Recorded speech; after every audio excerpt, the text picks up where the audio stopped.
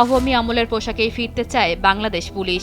বাহিনীর ৯০ ভাগের বেশি সদস্য আগের সেই পুরনো পোশাকেই ফিরে যাওয়ার পক্ষে মত দিয়েছেন। পুলিশের ঊর্ধ্বতন কর্তারা জানিয়েছেন, পুলিশ সদর দপ্তর ইতিমধ্যে এই মতামত স্বরাষ্ট্র মন্ত্রণালয়ে পাঠিয়েছে, কিন্তু মন্ত্রণালয় থেকে এখনো কোনো সবুজ সংকেত না আসায় পুলিশের পোশাক নিয়ে তৈরি হয়েছে দ্বিধাদ্বন্দ্ব।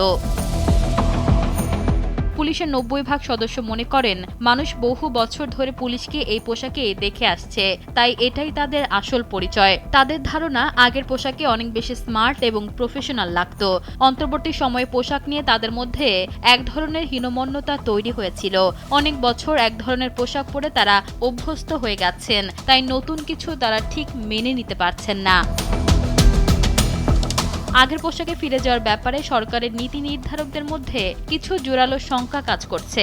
তাদের আশঙ্কা, পুরনো পোশাকে ফিরে গেলে জুলাই অভ্যুত্থানের সময়কাল সহিংস স্মৃতি জনমনে বিরূপ প্রতিক্রিয়া হতে পারে। অন্যদিকে বিরোধীরা যেন এই পোশাকের অজুহাত হিসেবে ব্যবহার করে সরকারের বিরুদ্ধে কোনো ইস্যু তৈরি করতে না পারে, সেদিকেও নজর রাখা হচ্ছে।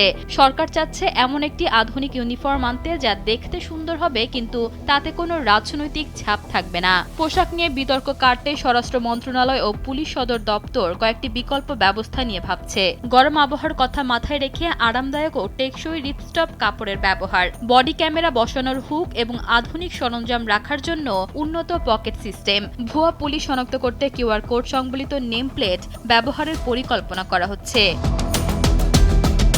বর্তমানে পুলিশ সদস্যরা এক ধরনের পরিচয় সংকটে ভুগছেন বলে জানা গেছে। রাজপথে মানুষের সন্দেহের দৃষ্টি এবং পোশাক নিয়ে দোদুল্যমানতা মাঠ পর্যায়ের সদস্যদের জন্য অস্বস্তি তৈরি করেছে। পুলিশ সদর দপ্তরের সহকারী মহাপরিদর্শক AHM শাহাদাত হোসেন বলেন, মন্ত্রণালয় পোশাকের বিষয়ে সিদ্ধান্ত দেবে। পোশাক পরিবর্তনের বিষয়ে এখন পর্যন্ত কোনো সিদ্ধান্ত হয়নি।